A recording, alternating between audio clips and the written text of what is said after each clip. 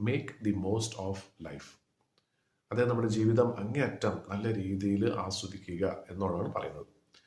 നമുക്ക് പലപ്പോഴും നമ്മുടെ ജീവിതത്തിൽ ഒരുപക്ഷെ കേട്ടിട്ടുള്ള ഒരു കാര്യമായിരിക്കാം, അല്ലെങ്കിൽ ഒരുപക്ഷെ നമുക്ക് തന്നെ തോന്നിയിട്ടുള്ള ഒരു കാര്യമായിരിക്കാം. അതായത് ഈ ജീവിതം എൻ്റേതാണ്, എൻ്റെ മാത്രമാണ്, എങ്ങനെ ജീവിക്കണം എന്നുള്ളത് ആരും എന്നെ പഠിപ്പിക്കേണ്ട ആവശ്യമില്ല, ഞാൻ എൻ്റെ രീതിയിൽ എൻ്റെ ഇഷ്ടമനുസരിച്ച് ജീവിച്ചോളാം.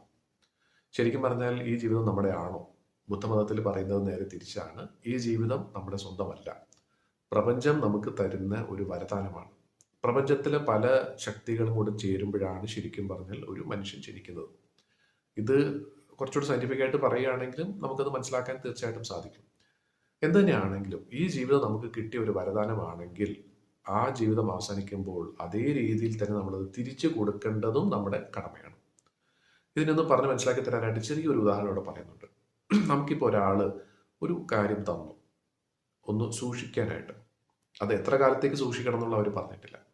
എപ്പോൾ വേണമെങ്കിലും അവർ വന്ന് അത് തിരിച്ച് വാങ്ങാവുന്നതാണ്. നമുക്ക് വളരെയധികം നമ്മൾ ഇഷ്ടപ്പെടുന്ന ഒരാളാണ് നമുക്ക് തന്നിരിക്കുന്നത് വിചാരിക്കുക. അപ്പോൾ നമ്മൾ എന്ത് ചെയ്യും? ഓരോ ദിവസവും അതിനെ നല്ല രീതിയിൽ തന്നെ നോക്കും, അതിനെ ശുശ്രൂഷിക്കും.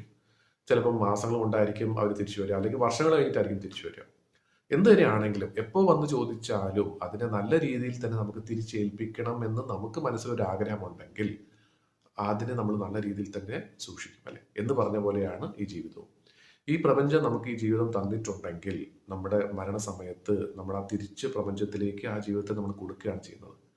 അപ്പോൾ കൊടുക്കുമ്പോൾ അതിന് നല്ല കണ്ടീഷനിലാണോ കൊടുക്കുന്നതുള്ളത് നമ്മൾ ചിന്തിക്കേണ്ടതായിട്ടുണ്ട്. എന്ന് വെച്ചാൽ നമ്മൾ ജീവിച്ചത് നല്ല രീതിയിലാണോ, ഈ പ്രപഞ്ചത്തിന് നമ്മൾ തിരിച്ചെന്തെങ്കിലുമൊക്കെ കാര്യങ്ങൾ നമ്മൾ തിരിച്ചേൽപ്പിച്ചിട്ടുണ്ടോ എന്നുള്ളതിനെ കുറിച്ച് ചിന്തിക്കുക.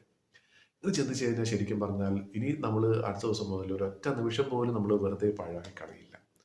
നമ്മൾ ജീവിക്കുന്ന ഓരോ നിമിഷവും അങ്ങേയറ്റം ആസ്വദിച്ചായിരിക്കും നമ്മൾ ജീവിക്കുന്നത്, അല്ലേ? ഇത് ശരിക്കും നമ്മൾ ചിന്തിക്കേണ്ട നല്ലൊരു പോയിന്റായിട്ടാണ് എനിക്ക് തോന്നിയത്. ഇത് നല്ലൊരു ചാപ്റ്ററോട് കൂടിയാണ് അവസാനിക്കുന്നത്. ഈ ഒരു book Zen the art of simple living എന്ന് പറയുന്ന പുസ്തകം ഇതോടുകൂടി ഇവിടെ അവസാനിക്കുകയാണ്.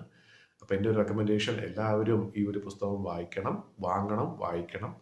100 അധ്യായങ്ങളാണ് ഇതിലുള്ളത്. ഓരോ അധ്യായവും വളരെ വ്യത്യസ്തമായിട്ടുള്ള കാര്യങ്ങളാണ് ഇത് നമുക്ക് പറഞ്ഞു തന്നിട്ടുള്ളത്.